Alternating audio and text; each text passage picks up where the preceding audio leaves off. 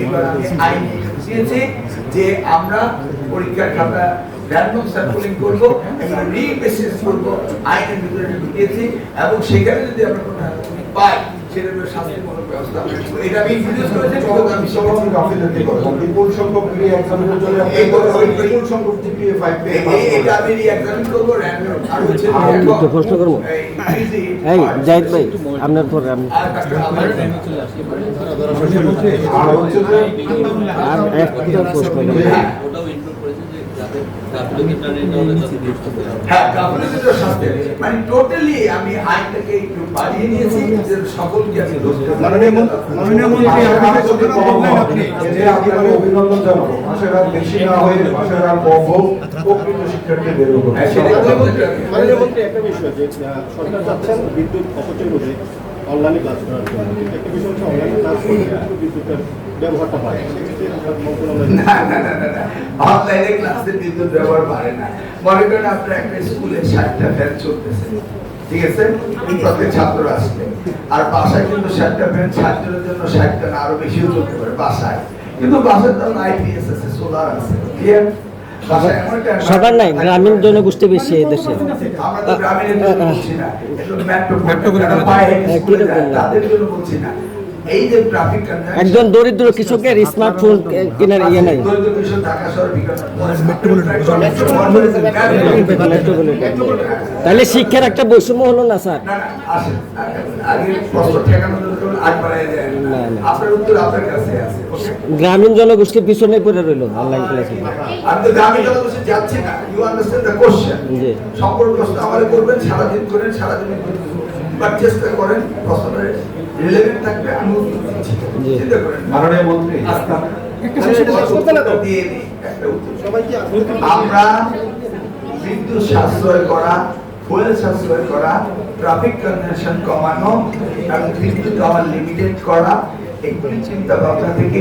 Metropolitan city যেখানে traffic কনজেশন হয় fuel burn হয় একজন বাবা একটা গাড়ি নিয়ে আসে 4000 ছাত্র 4000 গাড়ি আসে সেই জায়গাগুলোতে আমাদের ফুয়েল সাশ্রয় করার জন্য আমরা বলছি অন এন্ড অফ এখন কোশ্চেন হলো অনলাইন এডুকেশনে গেলে আনসোশাল হয়ে যাচ্ছে ছেলেমেয়েরা কিন্তু আমরা অল্টারনেটিভ দিকে করছি মনে করেন আজকে ক্লাসে গেল কালকে অনলাইন পরশু আবার ক্লাসে আসবে তাহলে আনসোশাল হতে দেবো না আবার শিক্ষকদের বলছি আপনারা স্কুলে থাকবেন কেন স্কুলে থাকবেন কারণ প্রত্যেক শিক্ষকই এই আইটি এক্সপার্টিস না আপনি এক্সপার্টিস ও না তো শিক্ষকরা একসাথে বসে ক্লাস দেবে under the supervision of the headmaster আর সবচেয়ে বড় কথা হলো পৃথিবীতে এখন পেনলেস পেপারলেস এডুকেশন শুরু হয়েছে আপনারা যদি কেবল ব্যাটিং দিতে থাকেন হবে না লেটস প্র্যাকটিস আওয়ার স্টুডেন্ট একদিন করে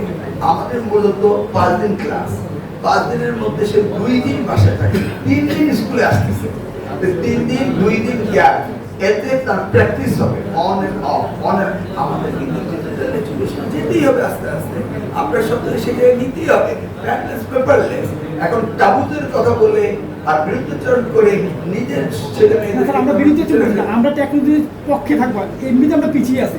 বিষয় হচ্ছে আমাদের বাইরে যেটা বললো আমাদের দেশে 50% মানুষ স্মার্টফোন ব্যবহার করতে পারতেছে আমরা যেই শতাংশরা পারে ওদের নিয়ে কথা বলছি যারা পারে না ওদের নিয়ে আপাতত কথা বলছি না আমরা তো গ্রামীণ জনপদ কচুয়ার জন্য এটা বলছি না মেট্রো ওকে আনসার আছে মাননীয় মন্ত্রী আপনার কাছে জানতে চাই আপনি ইতিমধ্যে নকল বন্ধের জন্য কঠোর হুঁশিয়ারি উচ্চারণ করেছেন এবং শিক্ষা প্রতিষ্ঠানের জন্য একটা সুযোগ রেখেছেন এবারে যদি 0% হয় তাদের বিরুদ্ধে কোনো ব্যবস্থা গ্রহণ করবেন না কিন্তু আমরা দেখি মোফাসলে যে সকল প্রতিষ্ঠান রয়েছে সেগুলিতে তারা প্রতিষ্ঠানের রেপুটেশন বাড়ানোর জন্য কিংবা পাশের হার বাড়ানোর জন্য তারা ছাত্রদেরকে সহযোগিতা করে এই ধরনের কাজ যদি আপনার এই ঘোষণার পরেও তারা করেন তাদের বিরুদ্ধে কোন ধরনের ব্যবস্থা গ্রহণ করবেন ওকে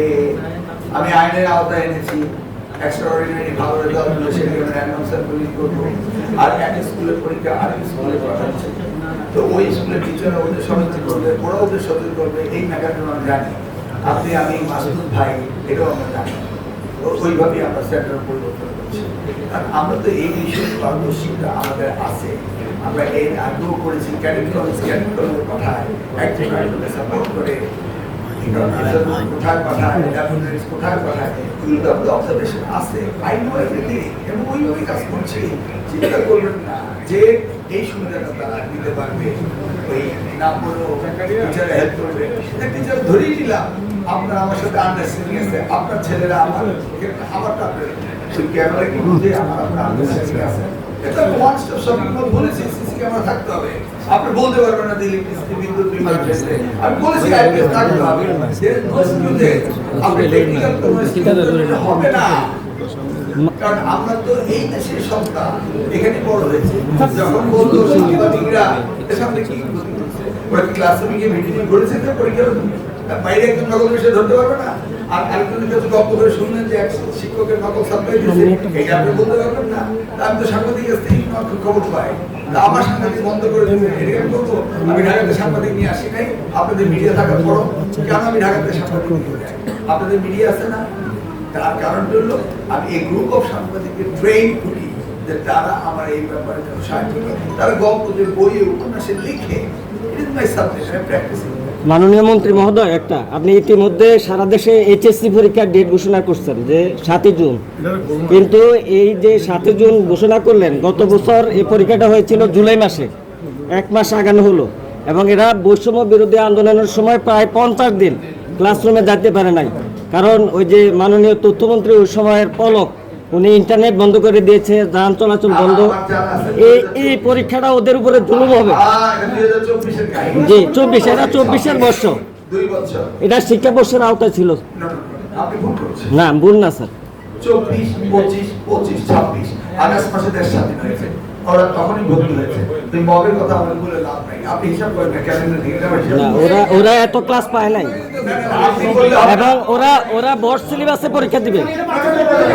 আগের বেশ সংক্ষিপ্ত সিলেবাসে পরীক্ষা দিছে, আগে যে মব পরীক্ষা দিচ্ছে, পরীক্ষা দেয়নি, ওগুলো জাস্ট ফরগেটেবল, এটা সংক্ষিপ্ত সিলেবাস ছিল। ফরগেটেবল। আমি জানি দেশের শিক্ষা ব্যবস্থা ধ্বংস হবে আস্তে আস্তে। আমি প্রত্যেকটা পরীক্ষা জানুয়ারি টু ডিসেম্বরে নিয়ে আসবো, বুঝতে পারছেন? এটা আস্তে আস্তে হবে।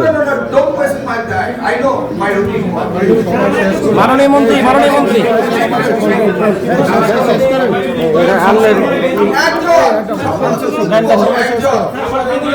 আছে।